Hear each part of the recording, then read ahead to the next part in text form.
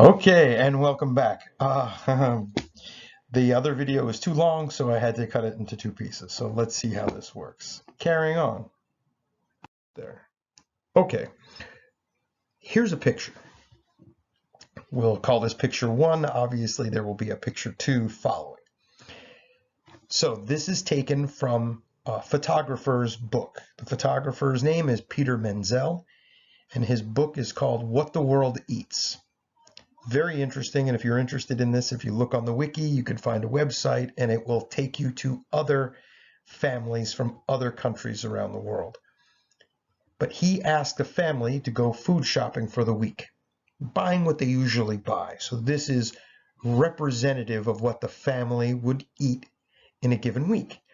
And then he arranges the food and then takes a picture of the family with the food they're going to eat for the week. Very interesting. This picture right here, this is the Rivas family from North Carolina. That means they are from the United States. They spent $342 for all of the food you see there. And while this might seem like a typical American family, not every American family eats like this. So before moving on, just look around, look closely. What do you see? Yeah, I see a few things there. I'm sure you can figure out what you see, and then you can even go back and look at this later once you see the second picture. But again, American diet with the Rivas family. Okay, we're comparing this picture to the second picture. Here's picture number two, looks a little different. This is the Amy family from Tingo, which is in Ecuador. And they spent $32 for all the food you see pictured here. Now, maybe you were thinking I was getting defensive by saying the last picture was not the typical American diet. I'm letting you know that this is not the typical Ecuadorian diet. If they only spent $32 for all of this food here, they may have grown some of it on their own. They may have traded for some of it. That's not a lot of money to spend for all of that food. Okay, so again, you look at this picture, you compare it to the previous picture, you already have some ideas in your head, but again, you can go back and look at this again. And these pictures are on the wiki, by the way. This is just the presentation introducing it. If you want to see the pictures and spend more time looking, please just look on the wiki. Okay, so now brainstorm. What are you going to do with this? You've seen the two pictures. How are you going to compare them? Really, I didn't want that there. Oh my goodness, I messed up. Okay.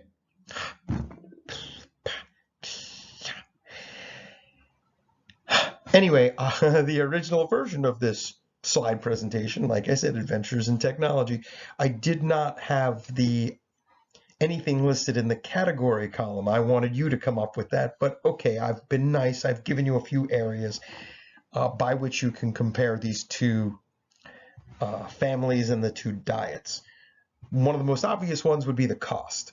One family spent $342, the other family spent $32. So clearly cost is a difference. But again, the category is the main thing you're going for because the category is going to become your topic sentence. Okay, some of you may have noticed the number of people. In the American family, there were only 4. If you look at the Ecuadorian family, I think there's like 9.5. I don't know how much food the babies eat, but either way, there's a lot more people in the other one. So instead of just saying the number of people, maybe you look at the value, which is the cost per person. Okay? Some of you might be focused on the health of the food, or maybe even the quality of the food. The fresh food versus the produced, meaning someone else made it versus they are preparing it themselves. And then there's the health factors tied to that as well. When you make your own food, you know how much salt you put in it. You know what's in your food if you cook it. If you go, someone else cooks your food, you're really not sure what's in it. Okay, and I even say bought versus grown. Um, some of you may be interested in the packaging. If you look back at those pictures, you'll notice that there's not a lot of waste in the Ecuadorian diet picture. Like the bags are even reused. The bags that are full of potatoes and rice, they're even reused. The bucket that's full of milk, hey, that might be the cow sitting outside. We don't know. But if you look at the American family, everything in there comes in some kind of plastic, some kind of packaging, and that's all trash. So there's a lot of waste, just in terms of garbage, in terms of the packaging. The other thing you might notice is the marketing. Every one of those plastic bags and boxes in the American diet has some company that made it, whereas there is not a single label on anything in the Ecuadorian diet. Anyway, there's lots to look at there if you want to do this topic. So, okay, so here's the template. You saw the rough outline of this before, but now that we've actually seen pictures, let's try to put this into practice. So we're looking at the differences between the United States and the Ecuadorian diet, again, as represented by these families. Sure. So you could focus really on anything you want, but just to show you an example, let's say we'll talk about the health, the quality, the freshness of the food. Okay, so then one difference between the United States and Ecuadorian diet is the quality of the food. That's the topic sentence. That's the category by which you are going to compare these two things. The first half of the paragraph, you're going to look at the first thing. And in this case, we're just going to say the American diet is the first thing. So you can talk about how the food is not fresh. A lot of it has been pre-cooked and prepared in advance in order to maintain that. To have a good shelf life, it has to be full of different preservatives that also affect the taste sometimes. You can talk all about that in the first half of the sentence. The first half of the paragraph. Then in the middle of the paragraph, you need to transition. And the transition is something, however, on the other hand, in contrast, some kind of transition that you basically say the Ecuadorian diet is different. Then the second half of this one body paragraph talks about the same category, the freshness, the health of the food, but now you're looking at it from the Ecuadorian perspective. So in Ecuador, most of the food is fresh. It's produced locally. It's more natural ingredients, less packaging. The people prepare the food. All that would go in the second half of this one body paragraph, and then you would end with a concluding sentence. As you can see, the freshness or the quality of the food is one difference between these two diets. Okay. I'm going to give you another topic choice because, I like doing that. It keeps it interesting for you and for me. So if you like the pictures above, you can totally use them as the topic for your first body paragraph. Here's another choice. You can compare the United States to the country where you grew up.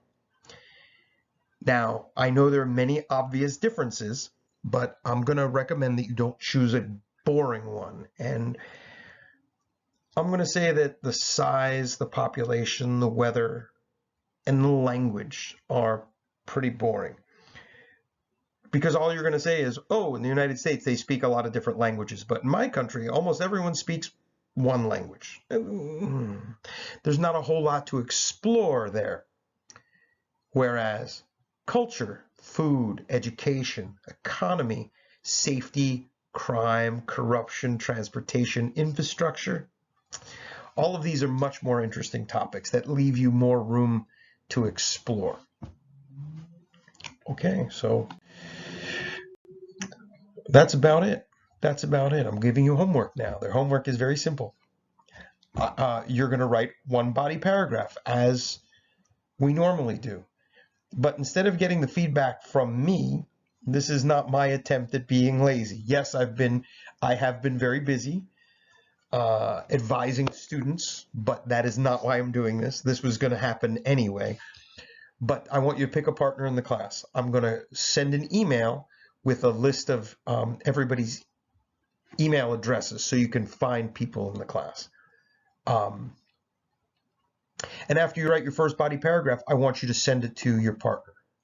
Okay, if you already have a partner and someone sends you an email, hey, be my partner, say, listen, I'm sorry, I'm already working with somebody else. Just be honest about that. And what you're going to do is you're going to provide feedback to the partner. Leave the grammar to me. Don't tell them they're missing, don't correct their spelling, don't tell them they're missing commas. Leave the grammar to me. You are focused on the content. And the content is you're going to give them constructive feedback. You're going to look at their examples. You're going to see that their paragraph makes sense. And you want to be nice. You want to give constructive feedback. Constructive means you can build on what someone tells you, right? You never want to say this paragraph sucks. That's not constructive. That doesn't do anything. But you could say, your examples could be a little clearer. I wasn't sure what you meant when you said this. Or you could say, why don't you give some story to illustrate what you're talking about? If you're talking about the transportation in India, for example. Oh, the transportation in India is crazy, but the transportation in the United States is much more organized. That's fine, but you could go a little deeper there and explain that further.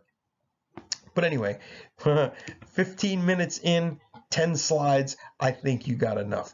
Please look on the wiki for more information regarding this, but that's it. Till next time.